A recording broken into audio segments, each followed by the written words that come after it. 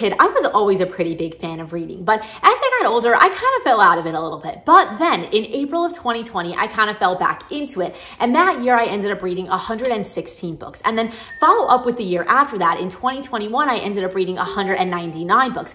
So for 2022, I made a little bit of a goal for myself to see if I can actually get to 200 books. And do you know how many books I read instead? 300. So in today's video, I want to talk about how that went for me and how I actually did it. So I'm going to discuss the technicalities of how I actually found so much time to read. And then I'm also going to give you some tips on how you can possibly read more if that's something that you're interested in doing. And then I wanted to go into the pros and cons that I found from reading 300 books in 365 days, which was almost a book a day, which was a lot of freaking books. And then after that, I'm going to discuss if I would actually want to do this again or not, slash kind of like my reading goals for 2023. And then all the way at the end of the video, I will share with you every single book that I read in 2022. So how did I actually find the time to read so many books? Well, I work from home. I own my own graphic design company, and therefore I make my own schedule. So because of my lifestyle, I tend to find a lot of extra time to read. I'm not commuting to work every day. I don't have to go out in the morning to grab a coffee. I don't even watch live TV or spend time with friends or even have any other hobbies. So just because of the way that I generally live my life is how I end up finding a lot of time to read. There are some days when I have nothing on my plate and I can literally spend the entire day with a book. And that's how I end up reading a book in a day. And then there are other days when I don't even have a second to pick up a book. And I'm definitely aware that in general, I do have a lot of extra time to read than most people do. And that is something that I am very aware of, and I am extremely grateful for it every single day. But besides that, I think a really big factor that helped me get from that 200 to 300 number this past year was because I started reading audiobooks.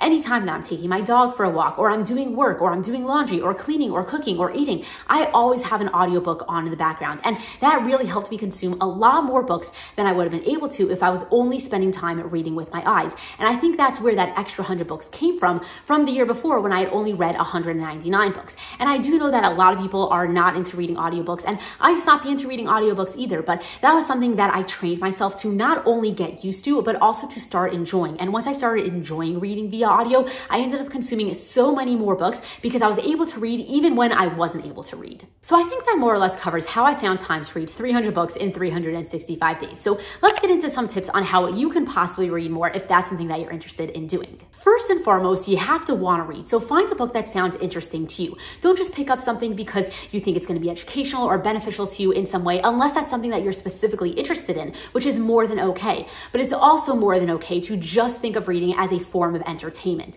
So with that said, if you're picking up a book and you started reading it and you're not enjoying it, put it down. You do not have to finish a book just because you started, just because you committed to it, just because you already spent some time on it. This is something that actually took me a long time to learn, and I'm still working on it. But if you're not enjoying a book, put it down, because if you're forcing yourself to read it, you're just going to start reading it slower. It's going to put you into a reading slump, and then you're going to lose the drive to read altogether. But then you might say, I have the drive to read, and I also have the book that I want to read. I just can't seem to find the time to read. So just think about this for a second. On average, a person reads about 50 pages per hour. So if you spent 2 hours every single day reading, on average, you would be able to consume about 100 pages per day, which on average would help you consume about 100 books per year. So let me ask you, how long have you been sitting on YouTube / on your phone since you started watching my video? Were you watching a YouTube video before this? Were you on TikTok before this? Were you going to go to Instagram after this? All that time that you're currently spending on your phone could have been spent reading a book or listening to an audiobook instead.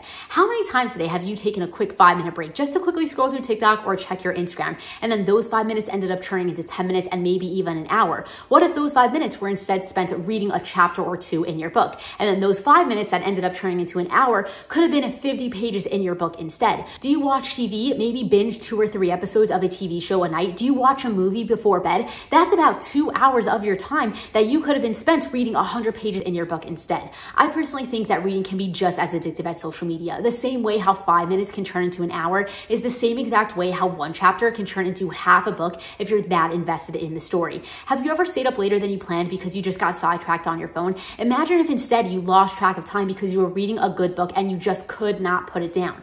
Wouldn't you feel better the next day being able to say like, oh yeah, I'm really exhausted because I stayed up until 4 a.m. finishing a good book because I just literally had to know what happened, instead of saying like, oh yeah, I lost track of time on TikTok and I stayed up way later than I planned. The whole point I'm trying to make here is to just try to turn all that screen time that you don't even realize you're accumulating into reading time instead. And then once you actually sit down with a book, try not to get distracted by your phone. We are all very aware that phones can be extremely distracting. So maybe right at the beginning when you're just getting used to reading and focusing on books for long periods of times, maybe put your phone into a different room so that it cannot distract you. And if you can't do that, maybe have it on silent, or maybe just flip it upside down so that you don't get distracted if you get a notification. And just something to remember is that the more you read, the easier it becomes. People find it really daunting to finish that first book, but then once you finish that first book, the second one is going to go by quicker and be much easier to consume, and the third one quicker and easier than that, because you're slowly going to learn to focus more and for longer periods of time. And that whole process of switching over your brain from mindlessly scrolling to focusing on reading will become easier. And then hopefully over time, you'll learn to really enjoy and appreciate and feel better about yourself for having spent an hour of your time reading a book than having mindlessly scrolled through the internet. And that will create a cycle for yourself where you're going to start enjoying it, and therefore you're going to want to keep repeating it. And then I think the last tip that I have for you is to just not compare yourself to others. Maybe don't even set up a reading goal for yourself other than the fact to just try to read more than you currently are. Or maybe pressure really works for you and you really want to state like, I'm going to try to read this amount of books and therefore that will help push you. Maybe you'll do the exact opposite. So just do whatever works for you, but just enjoy where you're reading, because if you enjoy it, you're going to want to keep doing it more. And that will just be the natural push to get you to read more in general. So with that said, let's talk about some of the pros and cons that I personally found from reading as much as I did in just 1 year. So first of all, I strictly read for fun. So instead of spending all of that time watching TV or scrolling on TikTok, which didn't even fully engage my brain as it is, I instead spent all of that time reading, and I found that it really helped with my attention span and my mental health in general, because the more time that I spent on TikTok, the less good that I felt about myself. So reading really gave me an outlet to take a step back, put down my phone, and instead completely focus on the story that I was reading. And then the more that I did that, the easier it became, and I started feeling much better about myself and the way that I was utilizing all of that free time. I also think that I learned a lot about myself and my reading tastes in general. I feel like I used to enjoy so many books so easily because I wasn't really used to what I was actually consuming, and I wasn't really picking up on plot lines or even realizing why I was or wasn't enjoying something specifically. But over time, I started to really be able to pick up on all of those patterns, and I started to be able to analyze what I was reading and why and how I was reacting to it in a certain way. But at the same time, I think that that also ended up turning into a con in itself, because it made me a much more pickier reader, because I finally figured out what I do and don't enjoy reading about. So I started to be much more critical when it comes to the choices that the characters make, where the plot lines go, and things along those lines. And therefore, it just made it much more harder for me just to enjoy the book for what it is without over analyzing any of it. I also started to see through plot lines a lot more and where books were going. So it made it much harder to actually surprise me and wow me and make me feel like I'm reading something different and unique. And then another con that I found from reading so many books is that I actually have a very hard time of finding new books that I want to read, because first of all, I've already gone through all of the popular books. I've either read all of them or I don't want to read them because I'm now so much more aware of what I actually enjoy and what I don't enjoy. So there are some books that even if they're popular, I want to stay away from because I just don't think that they're going to work for me specifically. And then also, even if I find a book that I've never really seen around before, I don't just blindly pick it up unless for some reason I have a really good feeling about it. Now I tend to do a lot more research before I decide to spend my time on a book. And often that research would make me realize that this book is just not going to work for me because I'm so much more attuned into actually what I enjoy and what I don't enjoy. So I can easily see a review and it will make me realize if I actually want to read a book or not. And therefore, just that entire process of doing research before I actually blindly go into a book has made it much harder for me to actually find books that I want to read. And then another con that I found is that it starts to feel like an actual addiction. Like I said before, the more you read, the more that you're going to want to read, especially if you're enjoying it. And that is something that definitely happened to me. I was having such a great time with reading, and I had so much time that I could read. So I started getting used to the idea of really binging books and spending long amounts of time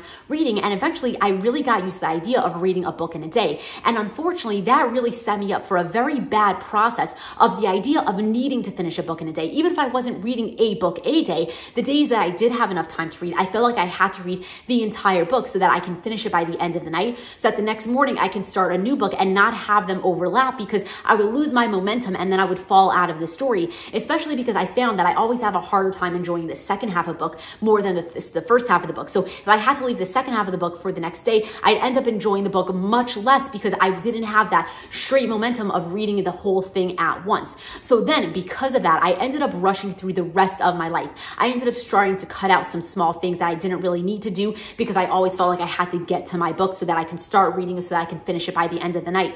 And it was a really bad cycle that I made for myself of always rushing through everything else that I had to do so that I can finally sit down with my book and spend the whole day reading it. And then because of that entire thing, I feel like I also lost my enjoyment of reading a lot. I feel like a lot of people, once they're finished with their day, with everything that they had to do, they get to sit down and relax and just close their mind off and enjoy reading a book and just fully focus on that as a form of entertainment, as a form of relaxation. And that is something that I definitely lost because of how much I read, because it started to feel like too much of an everyday thing for me. And therefore it didn't feel like a form of relaxation. It just felt like a normal everyday part of my life. And therefore I started to enjoy reading less because it didn't feel as much fun. It kind of just felt like something that I was always doing. And that's why in 2023, my goal is going to be to try and read less and instead start spending that time doing other things and just enjoying myself in the moment as I'm doing things that isn't just reading. And I do think that if I do end up doing that, I will start to enjoy the moments that I actually am reading a little bit more, because it will start to feel a little bit more like those relaxation moments that it should feel like. And it'll start to feel like more of a treat instead of something that I do all day, every day. And then I also think that I want to start to read different books, not necessarily like completely jump genres, but maybe get a little bit more into mysteries or some subgenres that I'm not very familiar with in the romance department, because I do think that if I started reading things that I'm not very familiar with, I'll get that excitement back into reading because things will again feel new and different, and I won't be as familiar with the general plot lines of how these books in other genres are laid out. So that is definitely another goal that I have for 2023, just to get out of my comfort zone a little bit. But either way, with that said, that is about all that I wanted to share with you for today's video. So if you have any further questions for me, make sure to leave me a comment down below and I will try to answer them there. But anyway, if you enjoyed watching this video, please give it a thumbs up. Subscribe to my channel if you're not currently subscribed. But either way, just thank you so much for watching because I really appreciate that. And now for all the books that I read in 2023.